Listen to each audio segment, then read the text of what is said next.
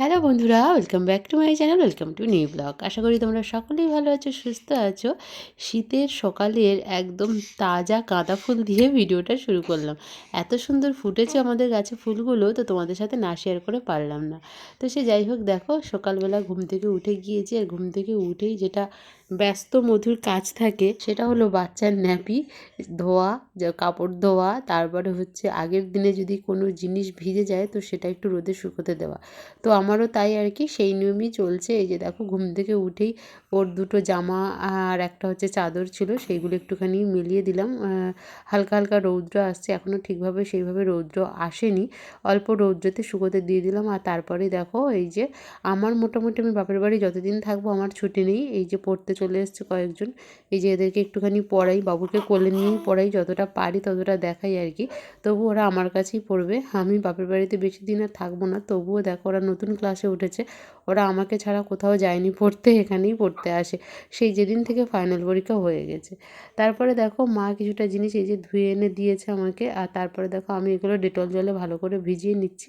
Dettol জলে ভিজিয়ে একদম ভালো করে নিংড়ে নিয়ে আবার কিন্তু কলের জল দিয়ে ধুয়ে তারপরে মেলাতে হয়।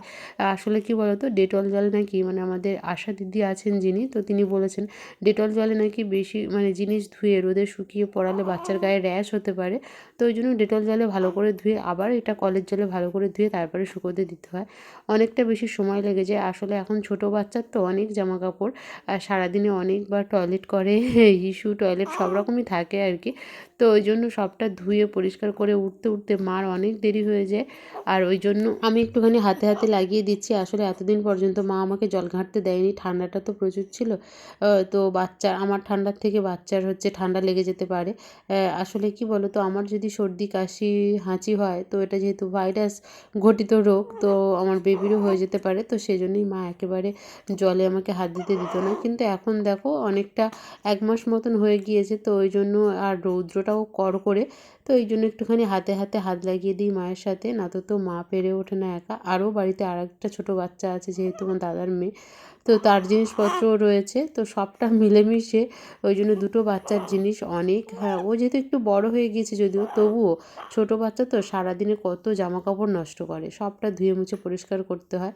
আর রান্না বান্না থাকে ঘরে, গরু ছাগল সব কিছু রয়েছে আমার মায়ের।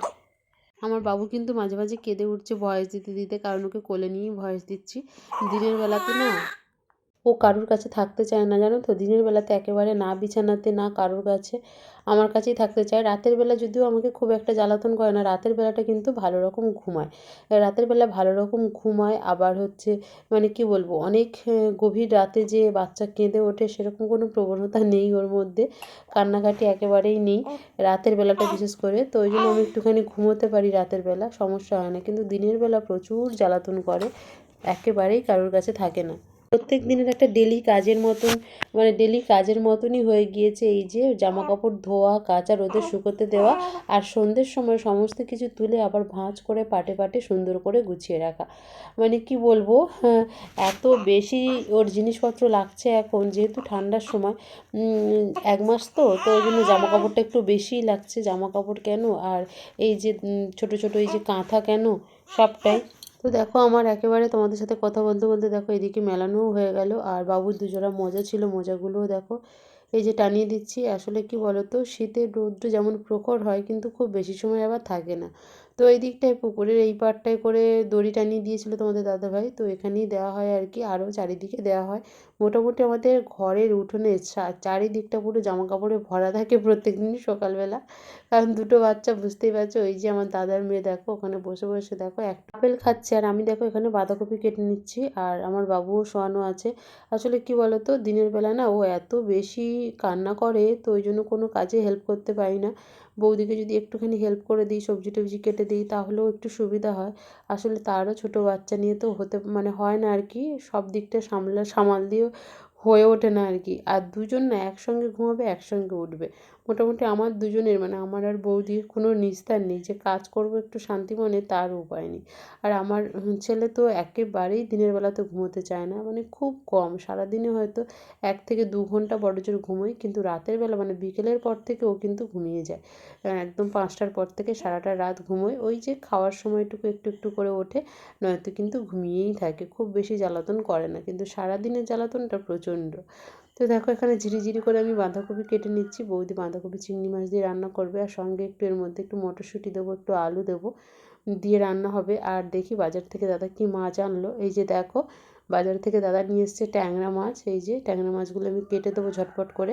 আসলে আমার ছেলে ঘুমিয়ে থাকলে আমি ঝটপট করে যতটা পারি কাজে হেল্প করে দিই, ও এখন একটুখানি ঘুমিয়ে আছে জানো তো, ওই জন্য চলে এসেছি আমি মাছ কাটতে, নয়তো কিন্তু পারি না, বৌদিকেই কেটে নিতে হয়। বৌদির বেবি যেহেতু মানে আমার দাদার মেয়ে যেহেতু একটু বড়, তাই জন্য ও একটু হাঁটতে চলতে কথা বললেও একটু থেকে যায়। আর আমার ছেলে যেহেতু ছোটো, তাই জন্য খুব কান্না করে, কোলে নিতেই হবে।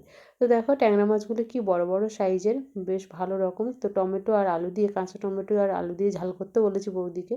তো বাগানে একটাই টমেটো গাছ হয়েছে, জানি না তাতে কতগুলো টমেটো পাবো, ঘরে একটা পাকা টমেটো ছিল অলরেডি, আর দেখি গাছে কটা পাই, গাছ থেকে 2-1টা নিয়ে নেবো। এই যে দেখো এখন ছোট ছোট সবে জালি তো, আরেকটু বড় হলে কাঁচা টমেটো দিয়ে কিন্তু ট্যাংরা মাছ বা ছোটো পুঁটি মাছ খেতে বেশ ভালোই লাগে। তো দেখো আমি এখান থেকে তুলে নিলাম একটা, আর একটা বাড়িতে ছিল বললাম পাকা, এই যে দুটো, আর একটা তুলে নেবো। আর আমাদের ছাদের উপরেও টমেটো গাছ হয়েছে, কিন্তু এখনও পর্যন্ত সেইভাবে ফল ধরেনি, ছোট্ট ছোট্ট একটু একটু ফুল এসছে, আর ছোট্ট ছোট্ট একটু একটু টমেটো সবে সবে ধরছে। তো ওই জন্য এই যে 2-3টে টমেটো দিয়েই রান্না করতে হবে বৌদিকে, এই যে দেখো 3টে তুলেছি, এই দিয়েই আর আলু দিয়েই ট্যাংরা মাছের ঝাল হবে। সংক্রান্তি মানেই পিঠে পুলি, সেটা তো তোমাদের প্রথমে বলা উচিত ছিল, কিন্তু বিশ্বাস করো একেবারে ভুলে গিয়েছি। সংক্রান্তি মানেই পিঠে পুলির উৎসব, আর আজকে যেহেতু সংক্রান্তি মানে পৌষ সংক্রান্তি, তো একটু আধটু পিঠে পুলি হবে না তা কি হয় বলো, বাচ্চা কাচ্চা নিয়ে তো খুব বেশি কিছু করতে পারবো না। এই যে দেখো এখানে খুলি পিঠে হবে, আর এই যে এখানে একটা মাটির এই যে খোলা, যে খোলামুচি পিঠে বলি আমরা অনেকেই, তো সেই পিঠেটা হবে। দেখো এখানটায় আমি সব রেডি করে নিয়েছি, বৌদি ওই দিকটায় উনুন ধরিয়ে দিয়েছে, বাবার এই দিকটায় পুজো দেওয়া হয়ে গিয়েছে। এই যে আমাদের কিন্তু এইভাবেই পুজো দেওয়া হয়, নতুন ধান দিয়ে, নতুন ধান মাঠ থেকে আনা হয়েছিল, আর তারপরে দেখো এখানে এক ধামা ধান সাজিয়ে দেওয়া হয়েছে। আর আলোটা যেহেতু মানে আমার ফোনের ফ্লাক্সটা যেহেতু জ্বলছিল না, মানে চার্জ কম ছিল, তাই আর ফ্লাক্স দিয়ে তোমাদেরকে দেখাতে পারলাম না। বাবা দেখো ওই দিকটা লাইট দিয়ে দেখাচ্ছিলো, এইভাবে আলপনা দিয়ে কিন্তু আমাদের পুজো করা হয়। পুজো পাঠ শেষ করে 2 রকমের পিঠে হয়েছিল, কুলি পিঠে আর হচ্ছে গুড় পিঠে, যেটাকে তেলে পিঠে বলে। তারপরে দেখো খেয়ে দিয়ে নিয়ে আমি আর আমার ছেলে শুয়ে পড়লাম এই যে।